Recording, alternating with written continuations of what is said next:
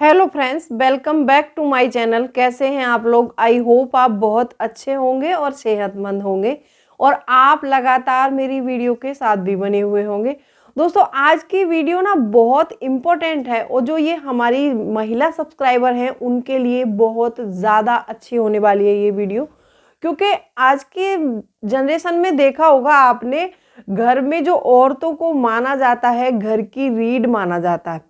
जैसे मान लीजिए हमारे शरीर में एक बैकबोन होती है, अगर हमारी बैकबोन अच्छी है और मजबूत है तो हम हर काम आसानी से कर सकते हैं। अगर हमारी बैकबोन में कोई भी कमी आ जाती है तो हम काम सही से नहीं कर पाएंगे। तो इसी तरह हमारे समाज में औरतों को भी घर की बैकबोन माना जाता है। अगर वो घर की बैकबोन है और अगर वो सही है तो शायद वो घर तरक्की और उन्नति की ओर बढ़ जाता है। अगर घर की औरत का एक मनी मैनेजमेंट सिस्टम ही गड़बड़ हो तो वो मतलब घर जो है उन्नति की ओर नहीं जा सकता।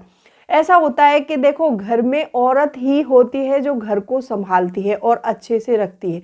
सारे घर का भार जो है औरत के कंधे पर ही होता है। ये बात मैं मानती हूँ कि इसमें जो आदमी की हिस्सेदारी है वो भी होती है, लेकिन आदमी सिर्फ बाहर काम कर सकता है, पैसे कमा सकता है, घर में ला सकता है, लेकिन घर का मैनेजमेंट औरत को ही करना पड़ता है।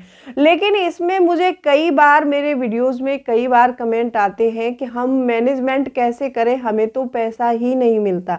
तो इस चीज़ को जो है उनके हस्बैंड हैं, घर में जो भी अर्निंग पर्सन है, उनको भी समझना होगा कि आजकल पर्सनल फाइनेंस जो है बहुत ज़्यादा ज़रूरी हो गया है। जिसके घर का पर्सनल फाइनेंस अच्छा है वो लोग घर में बहुत तरक्की करते हैं और जिनका अच्छा नहीं है वो ज़्यादा तरक्की नहीं कर पाते हैं। तो आज की वीडियो बहुत इंपॉर्टेंट है। 5 पॉइंट बताने वाली हूँ। अगर पांचों पॉइंट्स में से कोई भी पॉइंट्स पसंद आए तो वीडियो को लाइक शेयर ज़रूर करें। और अभी तक आपने चैनल को सब्सक्राइब नहीं किया है तो आपसे एक नम्र निवेदन है, सब्सक्राइब करिए इस चैनल को, अपने इस चैनल को, और बेल आइकन को भी ज़रूर प्रेस कर दीजिएगा ताकि ऐसी इंटरेस्टिंग वीडियो की नोटिफिकेशन आपको मिलते रहे। तो चलिए स्टार्ट करते हैं वीडियो को।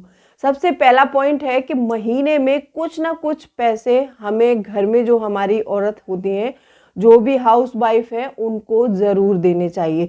बहुत से घरों में आज भी ऐसा होता है कि वहाँ पर सारा सब कुछ मतलब जो है मैनेज, घर का पैसों का लेन देन सारा हस्बैंड ही करते हैं, वाइफ को उसके बारे में कुछ पता नहीं होता है। तो यहाँ पर ये बात भी आ जाती है, क्योंकि मैंने कई बार बताया आपको कि कमेंट आते हैं कि हमें पैसे ही नहीं मिलते हैं, हमें पैसे ही नहीं दिए जाते हैं। अगर उनको फाइनेंशियली मजबूत करना है, उनको पर्सनल फाइनेंस सिखाना है घर की औरतों को, तो उनको कुछ ना कुछ मंथ में पैसे जरूर देने चाहिए। अब ये पैसे मैंने बोल दिया कि पैसे देने चाहिए, कभी कभी केसेस में ऐसा भी होता है कि हस्बैंड पैसे भी देते हैं, लेकिन वो क्या करती हैं पता है, जैसे ही उनके पास पैसे आए और उन्होंने एक लंबी लिस्ट तैयार की और उस पैसे को फटाफट शॉपिंग में या फिर कुछ चीजें खरीदने में, किसी की देखा देखी करने में उड़ा दिया, या फिर कोई पैसे इकट्ठे किए, कुछ दिनों बाद सोने का ऑर्नामेंट बनवा लिया। अब वो सोने का ऑर्नामेंट तो आपने बनवा लिया, वो आपके काम आएगा क्या? नहीं आएगा। जब भी घर में आपको पैसे मिलते हैं तो उस पैसे को आपको ऐसे रखना चाहिए कि जैसे आपके पास कोई ऐसी परिस्थिति आ जाए जिस समय हस्बैंड मौजूद ना हो आपके पास में, तो आप घर का काम कर सके, उसके लिए यूज करना है उसको। अगर वो पैसा उसमें यूज हो जाता है तो ठीक है, नहीं हो जाता तो आप आगे के लिए उसको इन्वेस्ट कर सकती हैं। ये जो इन्वेस्ट करना होता है ना, इन्वेस्टमेंट बहुत अच्छी चीज है। इन्वेस्टमेंट हमारा तब काम आता है जब हमारा कोई कुछ भी काम नहीं आता, तब हमारे इन्वेस्ट किए हुए पैसे ही काम आते हैं। तो ये आपको भी नहीं करना है। अगर हस्बैंड पैसे नहीं दे रहे हैं तो इस बारे में आप उनसे बात करिए और इस चीज को सीखने की कोशिश करिए। हाँ, ये इसमें हस्बैंडों के लिए भी फायदा होता है। देखिए, कभी कभी ऐसा होता है कि जहाँ हस्बैंड घर चलाते हैं तो औरत को ना तो उसकी कमाई का पता है और ना ही उसका मतलब उसके दिमाग में क्या चल रहा है, वो कौन सी प्रॉब्लम से जूझ रहा है, कैसे पैसे ला के दे रहा है घर में, उनको कोई मतलब नहीं है। और जब उनको कोई चीज़ चाहिए तो वो फटाफट आपको लिस्ट प्रिपेयर करके दे देंगी और आपको लेकर आनी होगी, क्योंकि आप ही घर के अर्निंग पर्सन हैं। अगर आप उनको बताते हैं कि मैं इस प्रॉब्लम से जूझ रहा हूँ, मेरे पास इतने पैसे अवेलेबल हैं, तो शायद वो भी इस चीज़ को समझने की कोशिश करेंगी। और जो एक बात और बताती हूँ कि वैसे तो मैंने बताया आपको कि घर में औरतों को बैकबोन माना जाता है, लेकिन बैकबोन माना जाता है, क्या वो सच में बैकबोन बन पाती हैं? नहीं। ऐसा होता है कभी कभी जो लेडीज खुद से कमा रही है, जो अर्न कर रही है, वो अपने जो फाइनेंशियल जो फैसले होते हैं, जो पैसे से रिलेटेड कोई फैसला होता है, वो लेती है। अगर कोई हाउस वाइफ है तो वो जो घर का काम कर रही है, संभाल रही है, वो ही उसकी जॉब बन जाती है एक तरह की। तो आप उससे पूछिए जाके, अगर उनको कोई फाइनेंस से रिलेटेड, पैसे से रिलेटेड कोई फैसला लेना हो तो वो अपने हस्बैंड के ऊपर निर्भर होती है। तो उनका कोई करियर नहीं है, तो ऐसे में आपको समझना चाहिए और कुछ न कुछ पैसे उनको हर मंथ में देने चाहिए। और इसके बावजूद मैंने बताया आपको कि उनको समझाना चाहिए आपको कि आप ये पैसे का कैसे यूज़ कर सकती हैं, ठीक है। और बैठ के आपस में बातचीत करके उस चीज़ को, अपने घर को आगे लेके जाना है आप लोगों को, और अपने जो है फाइनेंशियल फैसले दोनों मिलजुल कर ही लें, तभी आपका घर अच्छा चल सकता है। अच्छा, दूसरा पॉइंट आता है कि अगर औरतों को पैसे बचाने हैं तो उनको अपने बैंक खाते को संभाल कर रखना होगा हमेशा। कुछ मतलब ऐसा होता है कि जिस समय हम मम्मी पापा के यहाँ होते हैं तो वहाँ पर क्या होता है कि हमारे कुछ बैंक में खाते खुलवाए जाते हैं, जो अकाउंट जो है क्रिएट करवाते हैं। जिस टाइम हम पढ़ाई करते हैं उस टाइम पे कोई न कोई अकाउंट हमने ज़रूर खोला होता है, और शादी के बाद हम उस अकाउंट पर ध्यान ही नहीं देते, हम उसको बंद कर देते हैं। आपको बंद नहीं करना है, आपको उस अकाउंट को चालू रखना है और उसको हमेशा चेक करते रहना है। क्योंकि देखिए, आपके पास जो भी पैसे आए आप उस अकाउंट में संभाल कर रखो। वो पैसे आपको मैंने पहले पॉइंट में ही बताया था कि इसलिए संभाल कर रखने हैं कि आपके आसपास जो आपके हस्बैंड हैं आपके आसपास नहीं है, या फिर वो कहीं 15 दिन के लिए या 20 दिन के लिए चले गए हैं और आपके पास पैसे नहीं हैं, तो ऐसे समय में आपका वो पैसा ही काम आएगा। और ये ज़्यादातर मैंने देखा है कि जो आर्मी वाले होते हैं उनके साथ बहुत होता है। जो आर्मी वाली फैमिलियां हैं ना, उनको ये चीज़ शायद बहुत बारीकी से पता होगी, और मुझसे बेहतर कोई नहीं समझ सकता है इस चीज़ को। कभी कभी ऐसा होता है कि हस्बैंड ऐसे जगह में फंस जाते हैं कि जहाँ मतलब 10-10 दिन तक सिग्नल ही नहीं आते, बात ही नहीं हो पाती। जब बात नहीं हो पाएगी तो पैसे कैसे ट्रांसफ़र हो पाएंगे? तो ऐसे में आपको अपने एक बैंक खाता निजी ऐसा रखना चाहिए कि जिसमें आप अपने पैसे रखो, और उस पैसे को आप ऐसे समय में यूज़ करेंगे कि जब हस्बैंड आपके आसपास नहीं है। ऐसा भी होता है, देखिए हमेशा स्थिति एक जैसी नहीं होती है। कभी कभी ऐसा भी होता है कि उनको कहीं बाहर भी जाना पड़ जाए, या फिर कहीं मतलब ऐसे चले जाते हैं कि महीने 2 महीने के बाद आना होता है। तो ऐसे टाइम में जो आपके अकाउंट का पैसा है और जो बचाया हुआ पैसा है वो काम आ सकता है आपके। तो आपको पैसे को हमेशा अपनी ऐसी परिस्थिति के लिए हमेशा एक अकाउंट में अलग रखना चाहिए। आप जॉइंट अकाउंट खुलवा लो या फिर कोई और अन्य अकाउंट खुलवा लो, वो आपकी मर्जी है, लेकिन एक अकाउंट आपके पास जो मूल अकाउंट आपका हो वो शादी के बाद भी आपको संभाल कर रखना है, और उसको हमेशा उसकी देखभाल ज़रूर करनी है आपको।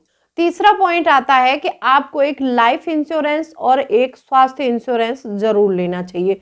ऐसा होता है, देखिए कभी भी ऐसी कोई परिस्थिति आ जाती है कि जिसमें हमारी तबीयत खराब हो जाए और आपको हॉस्पिटलाइज होना पड़े। और आजकल आपने देखा होगा कि हॉस्पिटल में जो है कितना मोटा बिल आता है और बहुत ज़्यादा पैसे लग जाते हैं। अगर आपका उसमें हेल्थ इंश्योरेंस होगा तो वो सारी पैसे जो आपके हैं वो बीमा कंपनी देगी आपको।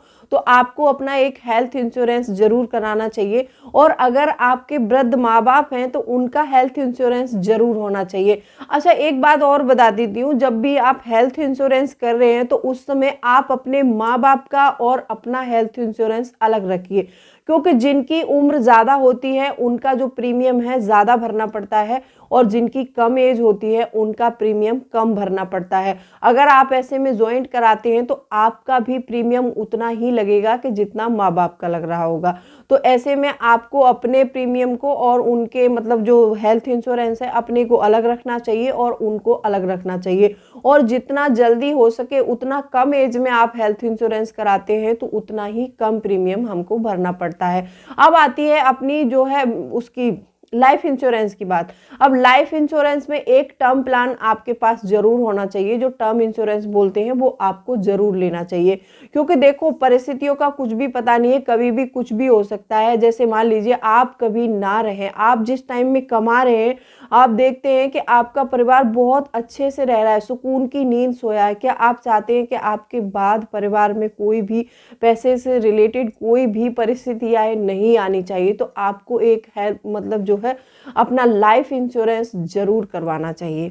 ठीक है, ये पॉइंट बहुत महत्वपूर्ण पॉइंट है। चौथा पॉइंट आता है कि अपने हस्बैंड की निवेशों की जानकारी रखना।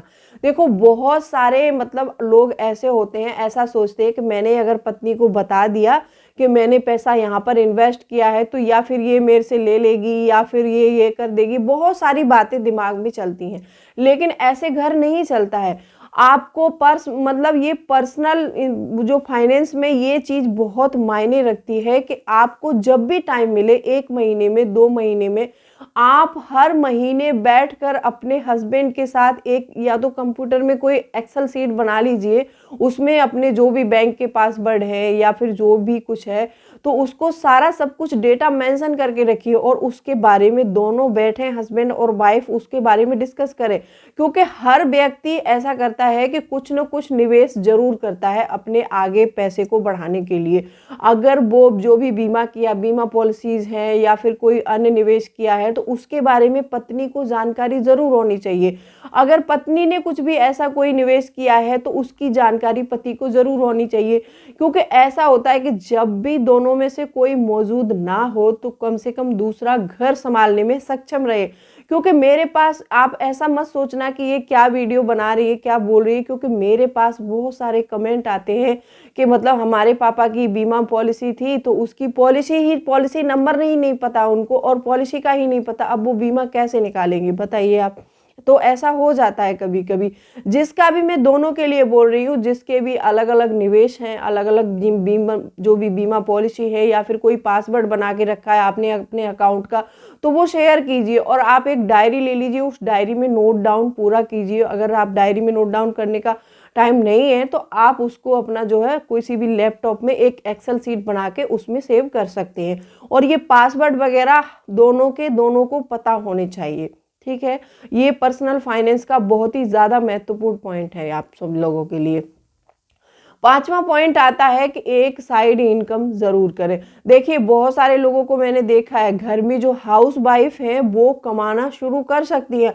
आजकल तो बहुत नए नए तरीके आ गए हैं, उन तरीकों से आप घर बैठे पैसे कमा सकती हैं। एक आपका सबसे पहला ये यूट्यूब ही है, आप इससे ही बहुत सारी अर्निंग कर सकती हैं, लेकिन इस पर आपको वीडियो बनाने पड़ेंगे, थोड़ी मेहनत हर चीज के लिए करनी पड़ेगी। अब ये बात जब मैं बोलती हूँ लेडीजों को तो बोलती है कि हमारे पास तो टाइम ही नहीं बचता है। देखो आप हस्बैंड के लिए, बच्चों के लिए 24 घंटे काम करते हो आप, मतलब मान लो घर में कम से कम 24 घंटे नहीं तो आप 12-14 घंटे तो काम करते ही हो ना। 12-14 घंटे पूरे परिवार के लिए निकाल सकते हो, लेकिन 2 घंटे अपने लिए नहीं निकाल सकते हो। अगर आपको अपने लिए 2 घंटे निकाल लेते हैं तो ये समझ लीजिए कि आप अपनी लाइफ के लिए कुछ कर सकते हैं। एक्स्ट्रा इनकम बनाना बहुत ज़रूरी है, क्योंकि वो पैसा आपके लिए ही काम करेगा। ऐसा नहीं है कि आप कमाएंगे तो आपसे कोई ले लेगा, ऐसा नहीं होगा। क्योंकि आप पैसा जो भी कमाएंगे वो आपकी लाइफ के लिए जमा कर सकते हैं, आप उस पैसे का चाहे जैसे यूज़ कर सकते हैं। क्योंकि अगर आप जॉब नहीं कर रही हैं या फिर कोई अर्निंग नहीं कर रही हैं तो वो सिर्फ आप हस्बैंड के ऊपर डिपेंड हो कि वो खर्चे के लिए पैसे देंगे तब हम खर्च करेंगे। अगर आप अपना खुद कमाती हैं तो आप अपने खुद खर्चे जो है खुद संभाल सकती हैं। तो इसमें आपको अपने लिए 2 घंटे का समय ज़रूर निकालना है। डेली कुछ नया सीखना है, वो आप अपने उसको स्किल्स को पहचानिए कि आप क्या कर सकती हैं। आप सिलाई अच्छी करती हैं तो वो करिए, घर में आप उससे भी अर्निंग कर सकती हैं। आप यूट्यूब पर वीडियो अच्छे बना सकती हैं तो वो करिए। आप अगर बच्चों को ट्यूशन पढ़ा सकती हैं तो वो करने की कोशिश कीजिए। अगर आप बच्चों को नहीं पढ़ा पा रही हैं, आपको लगता है कि मैं ट्यूशन अच्छा दे सकती हूँ, तो आप वीडियो शूट करके डालिए। ऐसा नहीं है, कोई भी काम छोटा या बड़ा नहीं होता। बहुत से लोग ये भी सोचते हैं कि मैं अगर इस काम को करूंगी तो लोग क्या सोचेंगे। अरे लोग क्या सोचेंगे उसको छोड़ो, आपको जो करना है आप वो करो। आप अपनी लाइफ के लिए जो बेटर है उसे करें। ठीक है, कैसी लगी वीडियो कमेंट करके ज़रूर बताएं। अगर कोई भी क्वेरी है तो आप मुझे कमेंट करके पूछ सकते हैं। तो चलिए मिलती हूँ अगले वीडियो में, तब तक के लिए bye bye, thanks for watching.